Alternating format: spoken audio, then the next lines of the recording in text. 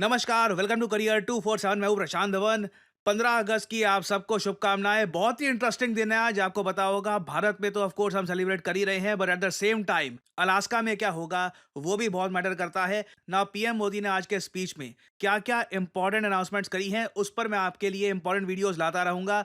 सबसे पहले हम बात करते हैं made in India fighter jet engine के बारे में, क्योंकि मैं आपको यह बता दूं, पीएम मोदी ने ओपनली ये बात बोली है कि एक आत्मनिर्भर भारत के पास खुद के बने हुए self made fighter jet engines होने चाहिए। अभी के लिए देखिए, हम अमेरिकन कंपनी जीई पर डिपेंड करते हैं। जीई से जो इंजन आता है फाइटर जेट का, वही हम यूज कर रहे हैं तेजस फाइटर जेट में। तो टेक्निकली अभी भी ना हमारा खुद का 100% made in India fighter jet तैयार हुआ नहीं है। और आप सबको याद होगा, आज से 2 महीने पहले मैंने ये वीडियो करी थी अपलोड। आप में से कई लोगों ने सोशल मीडिया पर एक कैंपेन भी चलाया था। कई लोगों ने एक पूरे कैंपेन में पार्टिसिपेट किया था जिसका नाम था फंड कावेरी इंजन। हर जगह हैशटैग फंड कावेरी इंजन। हम सबकी डिमांड ये थी कि अगर दुनिया भर के कई देश, यूएस, चाइना, रशिया, ना सिर्फ यूएस, चाइना, रशिया, एक्चुअली आप अगर देखो इवन यूके, जापान, ये सब खुद के फाइटर जेट इंजन बनाकर बैठे हैं, भारत पीछे क्यों रहे। आप में से कई लोग ऑनलाइन गए, कई एनिमे बेस्ड ये पोस्टर्स बनाए, बहुत लोगों ने कैंपेन किया, ये ट्रेंडिंग में चली गई थी ये बात फंड कावेरी इंजन। और फाइनली अब 2 महीने बाद हम देख रहे हैं पीएम मोदी यहां पर कह रहे हैं we should have our jet engine for our own made in India fighter jets. Now जो 79th हमारा इंडिपेंडेंस डे है, पीएम मोदी ने इस बार के इंडिपेंडेंस डे में सबसे लंबा स्पीच दिया है, 103 मिनट लंबा स्पीच। और ये जो पर्टिकुलर लाइन है, this will make all of you excited. आज मेरा लाल किले की प्राचीर से मेरे देश के युवा वैज्ञानिकों को, मेरे टैलेंटेड यूथ को, मेरे इंजीनियर्स को और प्रोफेशनल्स को और सरकार के हर विभागों को भी मेरा आह्वान है, क्या हमारा अपना made in India fighter jets के लिए जेट इंजन हमारा होना चाहिए कि नहीं होना चाहिए। ना ये एक बहुत ज़्यादा मैं कहूँगा पॉजिटिव स्टेटमेंट है by prime minister of India. और इन्होंने बेसिकली अपने डिपार्टमेंट्स को, भारत सरकार के डिपार्टमेंट्स को, ब्यूरोक्रेट्स को, इंजीनियर्स को, सबको ये कह दिया है कि काम पे लग जाओ, हमें जल्द से जल्द एक made in India fighter jet engine चाहिए। और ये देखिए, अभी भी मैं कहूँगा पीएम मोदी की इस अनाउंसमेंट के बाद भी आसान होगा नहीं, क्योंकि नंबर वन, हमें पता नहीं कि सरकार फंड्स कितने एलोकेट करेगी इसके लिए। क्या अभी ये पीएम मोदी ने ये बात बोल दी है, तो क्या इसका मतलब ये है कि आने वाले समय में जो बजट आएगा उसमें हम अलग से फंड्स एलोकेट करेंगे? क्योंकि देखिए, फाइटर जेट इंजन को बनाना ना इंजीनियरिंग की फील्ड में माउंट एवरेस्ट माना जाता है।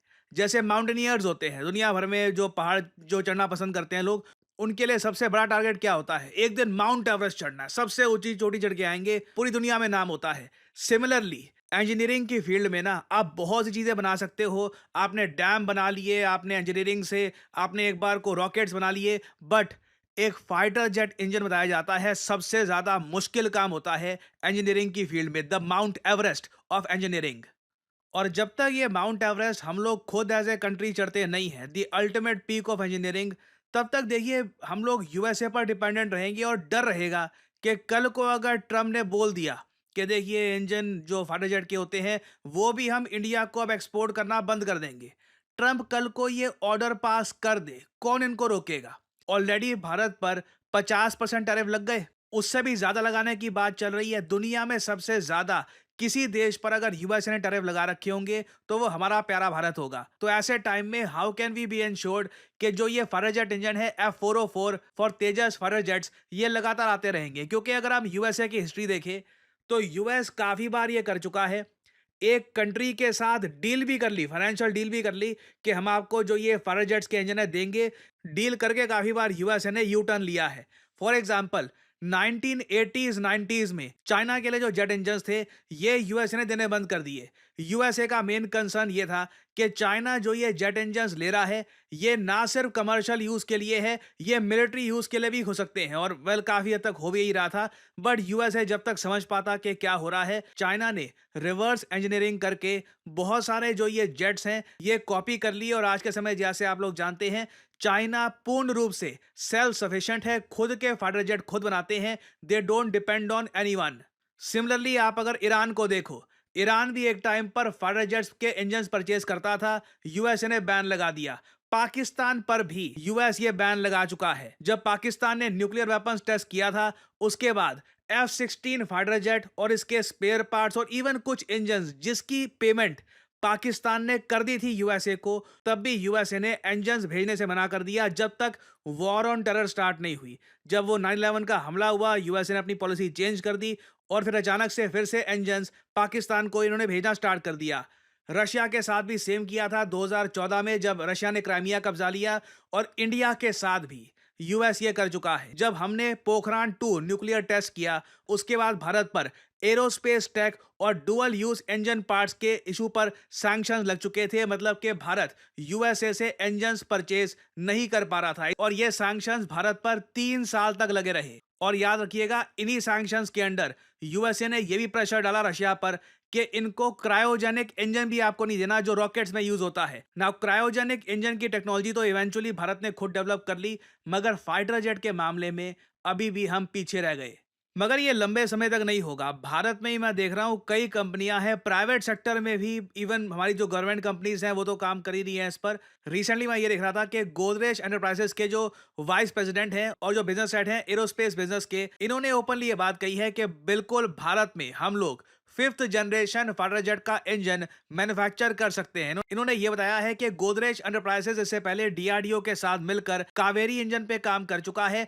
उस दौरान इनको बहुत सारा एक्सपीरियंस प्राप्त हुआ। इन्होंने खुद कहा कि कावेरी इंजन पे जो इन्होंने काम किया है वो इनके लिए एक स्टेपिंग स्टोन था। और अब ये लोग ये भी क्लेम कर रहे हैं कि एक फाइटर जेट इंजन को बनाने में सबसे ज्यादा जिस चीज में जो प्रॉब्लम आती है ना, मेटलर्जी, उसको ये काफी हद तक परफेक्ट कर चुके हैं। मेटलर्जी क्या है? मेटलर्जी देखिए एक साइंस है जिसमें आप ऐसा धातु बनाते हैं जो काफी स्ट्रांग हो but at the same time काफी लाइट वेट भी हो। ये मैं ऑफ कोर्स फाइटर जेट के पर्सपेक्टिव से मैं बात कर रहा हूं। मेटलर्जी एक प्राचीन साइंस है जो, मान लीजिए बहुत बढ़िया, अगर आपको एक तलवार चाहिए तो सीधी सी बात है, आपको ना सिर्फ आयरन, आपको बहुत सारे धातुओं को मिक्स करना होगा। लिटरली एक साइंस होती है कि थोड़ा सा आयरन डालना है आपको, थोड़ा सा ये धातु डालना है, इस टेम्परेचर में उसको गर्म करना है, फिर ये मिक्सिंग करनी है। एंशिएंट इंडिया में ना बताया जाता है हमारे यहाँ मेटलर्जी के एक्सपर्ट्स हुआ करते थे, और इसीलिए इंडिया से बहुत सारी बढ़िया तलवारें निकली है। इवन जापानीज स्वॉर्ड जो आपने देखी होगी, द कटाना, एक शाइनिंग एग्जांपल है मेटलर्जी का, क्योंकि जापान में आयरन ओर बहुत कम हुआ करता था, मगर तब भी इन लोगों ने कम आयरन ओर से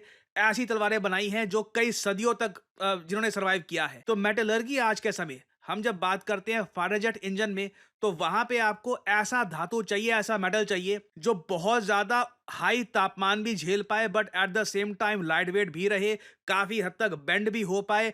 ऐसा धातु बनाना बहुत मुश्किल है। इसकी पूरी रेसिपी होती है कि आपको पहले आयरन ओर लेना है, फिर इतना एल्यूमिनियम डालना है, इतना ये मेटल डालना है, इस टेम्परेचर पे आपको, लिटरली ये पूरी रेसिपी है। और ये रेसिपी हर कोई देश शेयर करता नहीं है। यहाँ तक पहुंचने में, मेटलर्जी को प्रॉपरली परफेक्ट करने में कई साल लग जाते हैं, काफी बार कई दशक लग जाते हैं। तो ये लोग कह रहे हैं कि कावेरी इंजन में डीआरडीओ के साथ काम करके इनके पास इतना एक्सपीरियंस आ चुका है कि मेटलर्जी को ये काफी हद तक समझ चुके हैं। तो अच्छी बातें सुनने को मिल रही है। आई बिलीव काफी लंबे समय बाद इंडियन कंपनीज ये कह रही हैं कि yes we can manufacture 5th generation fighter jet in India. मैं सरप्राइज नहीं होऊंगा कि अगर हम एक फॉरेन कोलैबोरेशन करते हैं फ्रांस के साथ। France is a very dependable ally of India.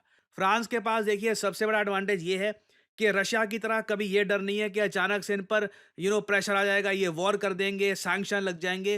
काफ़ी हद तक एक वेस्टर्न कंट्री है but at the same time हर बात पे ये यूएसए की बात नहीं मानते। फ्रांस काफ़ी हद तक एक इंडिपेंडेंट फॉरेन पॉलिसी परस्यू करता है। तो India already fighter jet engine बनाने के लिए यूएसए के बियॉन्ड कई और पार्टनर हैं, इनके साथ कोलैबोरेट कर रहा है। और बिल्कुल मैं आपको बता दूं, आने वाले समय में बहुत अच्छी डेवलपमेंट सुनने को मिलेगी रिगार्डिंग दिस टॉपिक। फाइनली मैं आप सबको ये बता दूं, करियर 247 की स्किल महोत्सव सेल स्टार्ट हो चुकी है। यूजुअली आप देखोगे करियर 247 के सभी कोर्सेज का जो डिस्काउंट है 10% का आपको मिलता है after using the code PD10। ये डिस्काउंट बढ़कर 20% कर दिया गया है। सिर्फ कुछ ही दिन के लिए ये सेल होगी, उसके बाद ये सेल खत्म कर दी जाएगी। आपको यहाँ पे देख पाओगे ये प्राइसेस में डिफरेंस मिलेगा, चाहे आप फुल स्टैक डेवलपर का course, data science, generative AI, और याद रखिएगा करियर 247 जो भी स्किलिंग कोर्सेज ऑफर करता है इसमें artificial intelligence at the core होता है, क्योंकि बिना आर्टिफिशियल इंटेलिजेंस की इन्वॉल्वमेंट के खुद को अपस्किल करना आज के समय पॉइंटलेस है। तो आपको यहाँ पर करना क्या है, वीडियो के कमेंट सेक्शन में जाइए, यहाँ पे आपको मिल जाएंगे ये लिंक। अगर आप डेटा एनालिटिक्स की फॉर एग्जांपल आप स्किल एक्वायर करना चाहते हैं तो यहाँ पे ये डेटा एनालिटिक्स कोर्स जो है इसके लिंक पर करिए क्लिक, आपके सामने ये पेज ओपन हो जाएगा।